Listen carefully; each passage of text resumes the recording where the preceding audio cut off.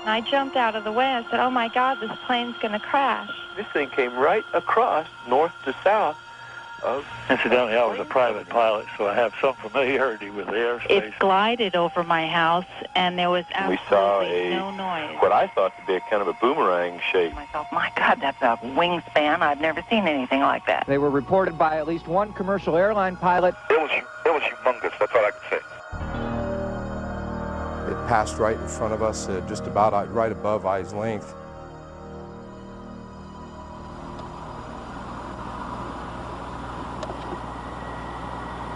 I don't hear anything, do you? No, I don't hear anything. What in the hell is that?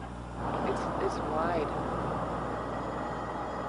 I came out second after Monica, and I remember looking at it. It was coming over the mountain, and it was like almost as wide as one of the humps, and it was very low. It's coming across the sky, and as it's moving, it's blocking and unblocking the stars.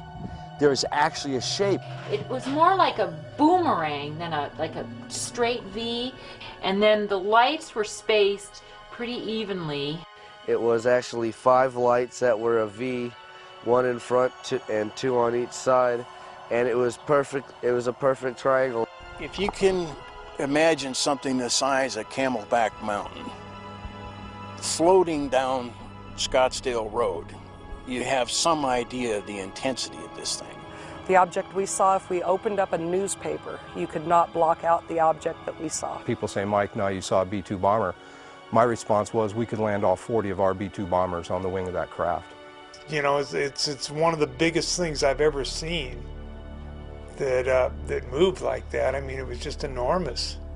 It happened last night, and eyewitnesses who saw it say it's like nothing they've ever seen before. I don't know if it was as big as an aircraft carrier. It might have been, because I've never seen an aircraft carrier fly.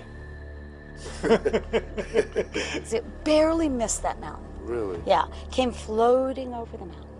So had you not looked up, you wouldn't have known it was No, there. my daughter, it was 8:30 at night. My daughter was coming over here, and she ran in and said, Mom, you have got to see this. So we all... There was such an uproar about what people described seeing that we also did a story about it back in 1997. The first report of a strange flying object came at about 8:20 that night from a former police officer in Paulden, Arizona. Over the next 40 minutes, people gave similar reports of an object along a 200-mile route south to Phoenix and Tucson. It was gunmetal black. It wasn't shiny. It wasn't invisible. It was more of a dull bluish black color. And we both just stayed there and looked at it for a couple minutes, and it was completely silent. When you look down the street on a hot day in Phoenix, above the street's like it's really wavy, and you see everything kind of distorted, and that's what it looked like up inside the middle of the craft. It was just gliding, and then it stopped, and then it the sides retracted a little, and then it was gone. Just went.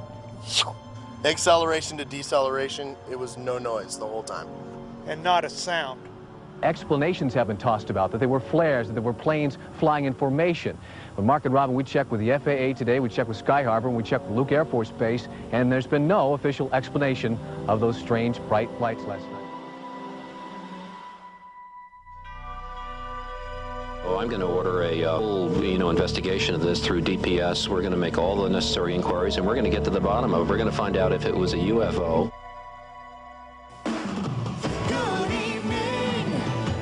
I'm Patty Kirkpatrick. Remember those mysterious lights in the sky? Well, the governor says there are new leads in the case. Good evening, Arizona. Governor is holding a news conference on the lights in the sky over Phoenix in March. Let's listen in. And now I'll ask Officer Stein and his colleagues to escort the accused into the room so that we may all look upon the guilty party. And don't get him too close to me, please. It's,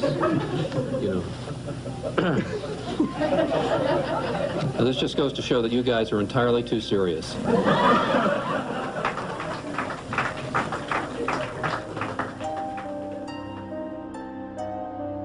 I think what really irritated me was the joke the governor pulled with the Martian.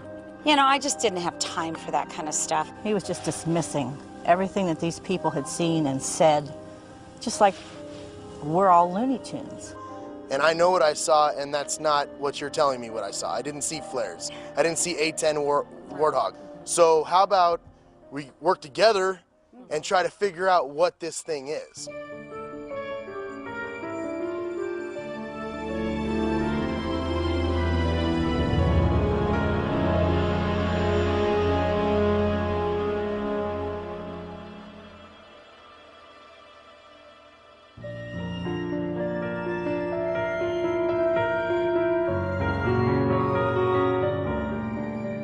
So when you hear someone says they saw a UFO, you think they're crazy? Yes, I think they're crazy, yes.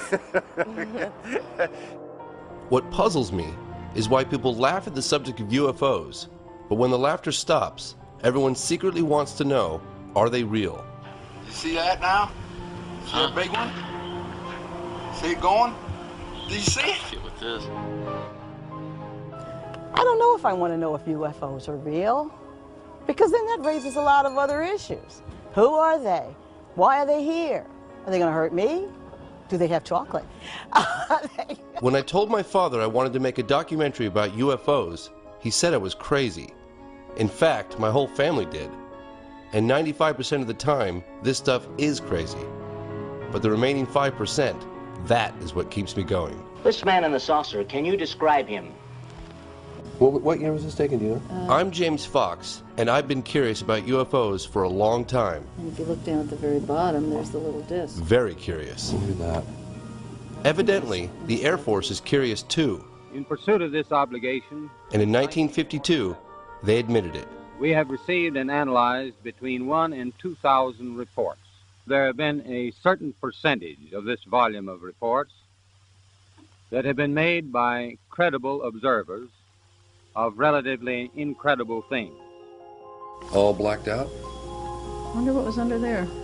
With the help of investigative reporter Leslie Kane, I decided to put together some of the best witnesses from around the world for this film. Almost 10 years after the termination of Project Blue Book. The cases and photographs you are about to see represent some of the best evidence that UFOs are real.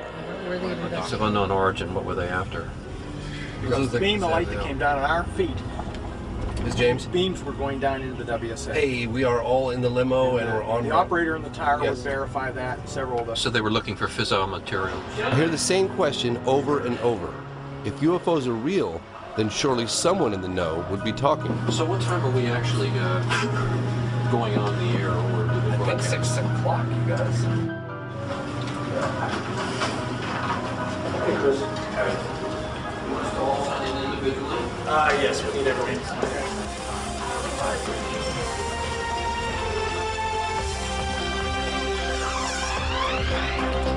Good evening. A historic occasion will take place in Washington on Monday. Former high-level government employees, military officials, and pilots from all over the world will come together. They'll discuss their own UFO sightings and encounters, and they'll do it at the National Press Club in the nation's capital. This group has gathered together to call on the United States government to take an active role in investigating cases involving unidentified flying objects. James Fox, will you be there Monday too? Absolutely, yes. To establish the fact that the phenomenon is real and it's happening worldwide. Fife, are we now saying that the United States is taking this seriously, or is this just an event? I think the United States is taking it seriously, and they need to. It's long overdue. And you're going to moderate it, right? I'm going to moderate it. I'm Fife Symington. In 1997, during my second term as governor of Arizona, I saw something that defied logic and challenged my reality. Before this event, I met with the governor at his home to find out why he ridiculed the sighting.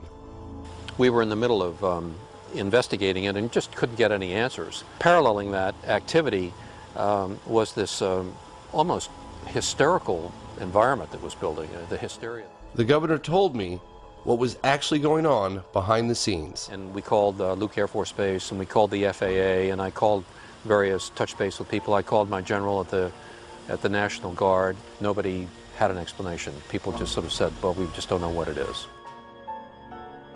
Phoenix Councilwoman Frances Barwood was one of the only elected representatives willing to push for an investigation. I would have thought that they would have wanted to do an investigation, but apparently they would rather ignore it. I don't know why. At Barwood's request, Senator John McCain looked into the matter personally.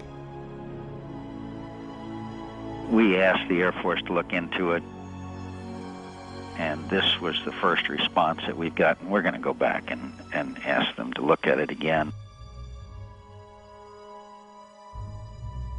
Senator McCain wrote letters to both the National Archives and the Air Force. Both claimed not to have jurisdiction over such matters. I was kind of surprised at at that response.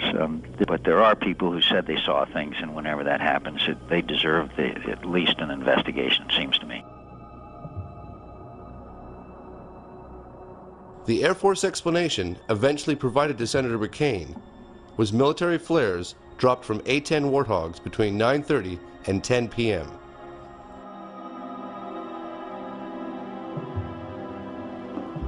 Oh my God! I hit pay dirt, finally. According to some analysts, these lights captured on film were flares. Well, that is a totally different configuration than we've ever seen before. Yep. But this does not account for the large boomerang-shaped object seen by the governor and hundreds, possibly thousands of others across the state beginning several hours earlier. I mean, it clearly had a shape to it, and a big shape, and it was a constant shape. And you can't control flares that way. There's just no way they were flares. Why can't they tell us? I mean, what's it going to hurt? I would like for them to come out and say, that's top secret, and we're not going to tell you what it was. The V formation. I was only able to find one video taken of the earlier sightings. Over a period of somewhere between. I was, however, given this video taken by an Army colonel a few years earlier. It reminds me of what Arizona witnesses described seeing. There's no sound, and it's not planes flying in formation. I don't hear anything, do you? No, I don't hear anything. What in the hell is that? Can you see the stars? Can you see through it? Right behind it. Yeah, I see it now. And it's that's not planes flying in formation behind it either. It's another triangle. What would you say to the people about it? I'd say I saw an unidentified flying object of massive proportions float over the city of Phoenix and Scottsdale, and I don't have the damnedest clue what it was. I saw it. It was over my house. I saw it for 5 minutes. It wasn't something that was a flash that I only saw for a second. Could it have been? I know what I saw. And I get very upset, and I was wondering why they won't find out what it was.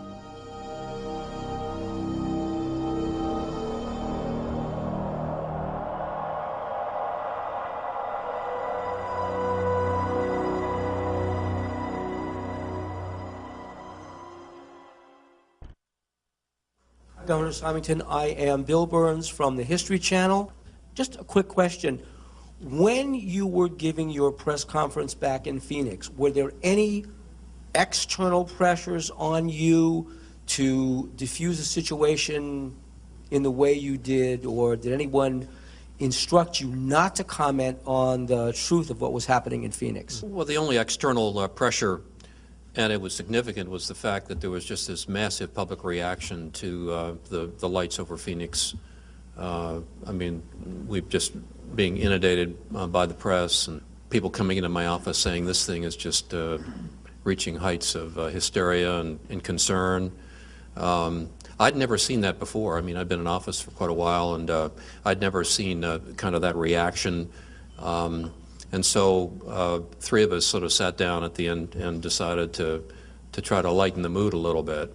Well, I'd like now to set the record straight. I never meant to ridicule anyone. My office did make inquiries as to the origin of the craft, but to this day they remain unanswered. I still don't know what it was. As a pilot and a former Air Force officer, I can definitively say that this craft did not resemble any man-made object that I'd ever seen. Well, I now know that I'm not alone in witnessing something extraordinary. That's the bottom line. There are many